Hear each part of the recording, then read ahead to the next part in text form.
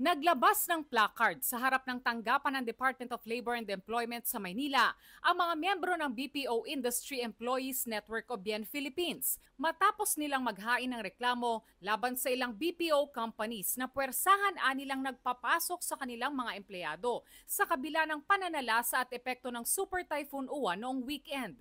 200 reports daw ang kanilang natanggap mula sa mga BPO employees sa iba't ibang lugar sa Pilipinas. Tingin nila may mga posibleng paglabag sa Occupational Safety and Health Law at mga panuntunan ng DOLE kaugnay ng suspensyon ng trabaho at proteksyon sa mga manggagawa sa gitna ng masamang panahon.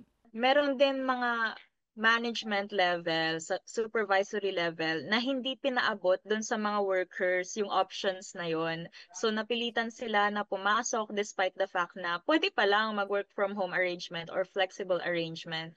Ang DOLE, sinimula na raw ang kanilang investigasyon sa 100 BPO companies na inireklamo ng Bien Philippines. Meron lang ginawang pagpapatawag.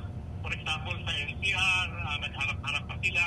So meron na at hihintayin na lang namin kung ano mga subsequent na mga action o report na isasabit sa mga regional offices kung saan nandoon nakalocate yung mga nakalista sa letter ng Bien.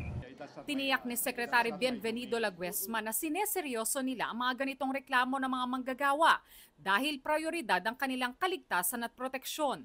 Pero bibigyan din daw ng due process ang mga inirereklamong BPO companies.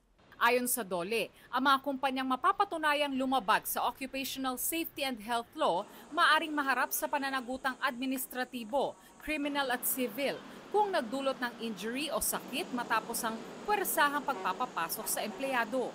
Sa isa namang pahayag tiniyak ng IT and Business Process Association of the Philippines o IBPAP na ang kanilang mga miyembrong kumpanya ay tumatalima sa DOLE regulations, circulars at labor advisories sa panahon ng kalamidad at iba pang extraordinary events. Binigyan din nila na ang kapakanan ng mga empleyado ay nananatiling nasa puso ng kanilang industriya.